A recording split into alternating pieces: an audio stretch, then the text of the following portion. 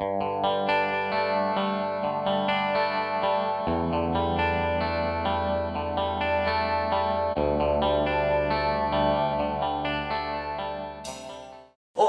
então eu resolvi gravar vídeo do Criação do Gore Vidal. Eu tinha falado pra vocês no último vídeo que eu não ia gravar vídeo desse livro porque eu não gostei do livro.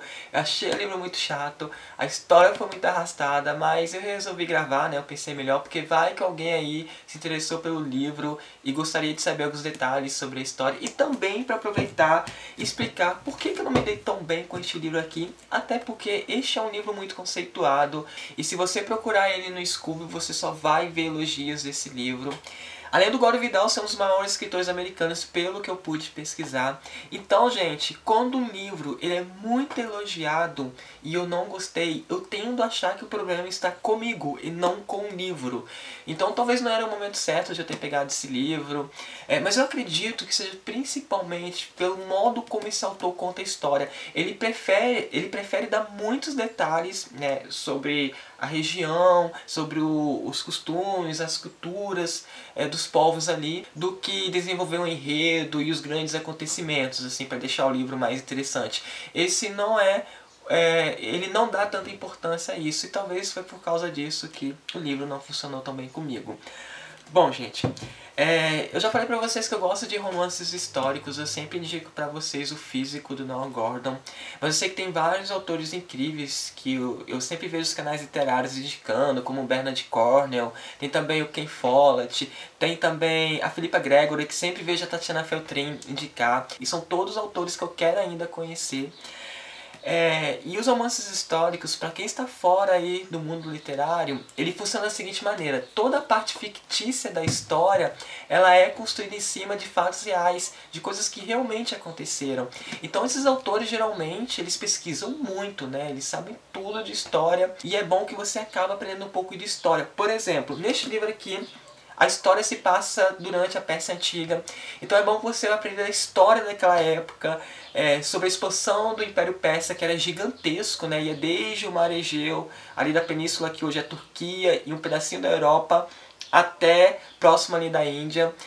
Também você vai aprender sobre as guerras médicas, que foram as guerras entre os persas e os gregos. E aqui, do ponto de vista dos persas, também você vai conhecer os grandes imperadores, como Dario, o Xerxes, né, o Artaxerxes. Então, assim, nesse sentido, o livro é muito legal, você aprende muita coisa.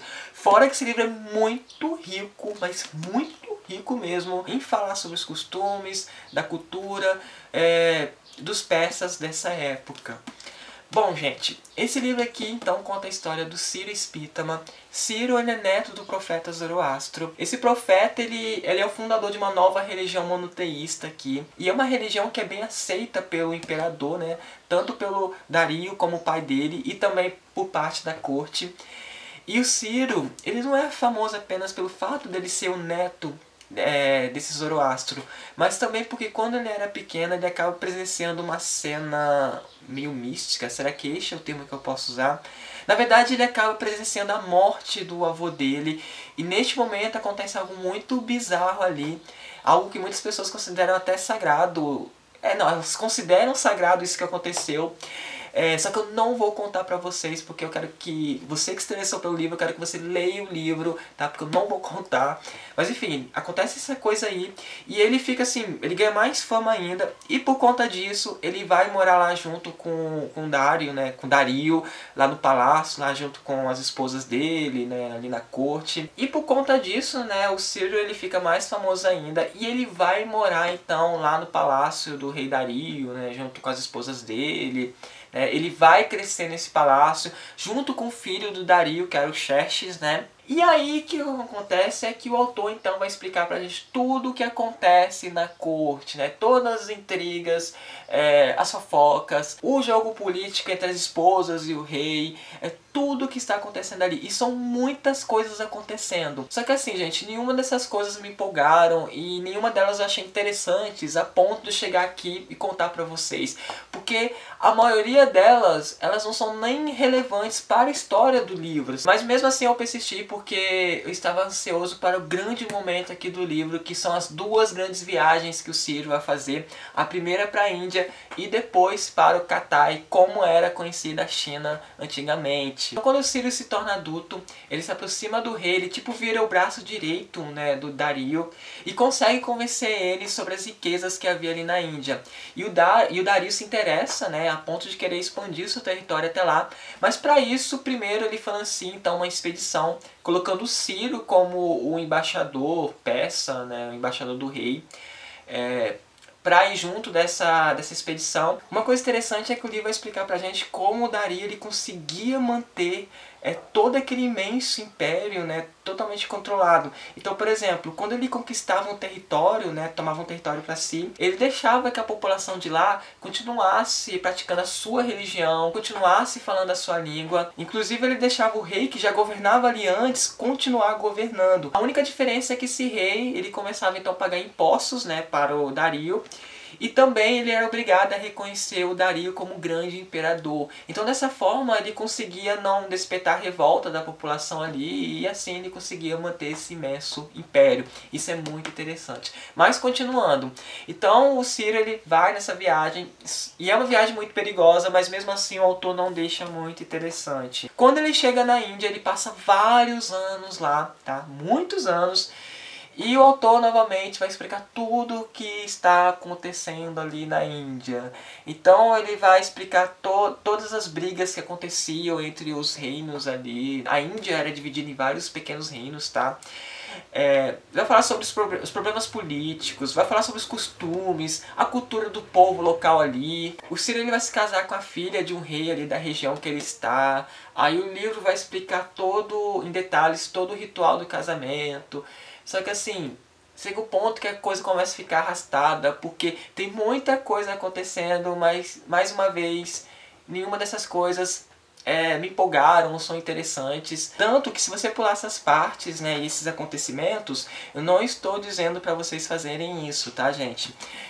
Não façam isso, por favor. Mas, por exemplo, se vocês fazerem isso, isso não afeta nada a sua compreensão da história, tá? Foi aí que eu percebi que o livro estava ficando muito arrastado, aí eu comecei a ficar com o pé atrás. Mas tem uma parte aqui que eu achei muito interessante, que é quando ele se encontra com o Buda. Aí é bom que o livro aqui vai nos apresentar um pouquinho sobre a filosofia oriental, sobre a religião.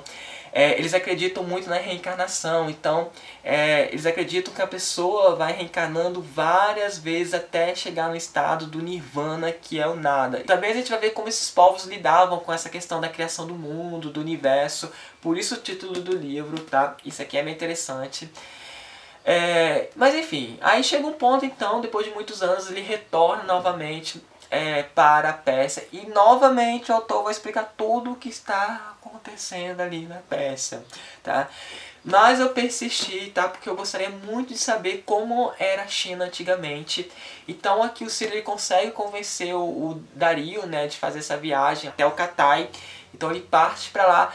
Só que mais uma vez, gente, é a mesma coisa que aconteceu ali na Índia.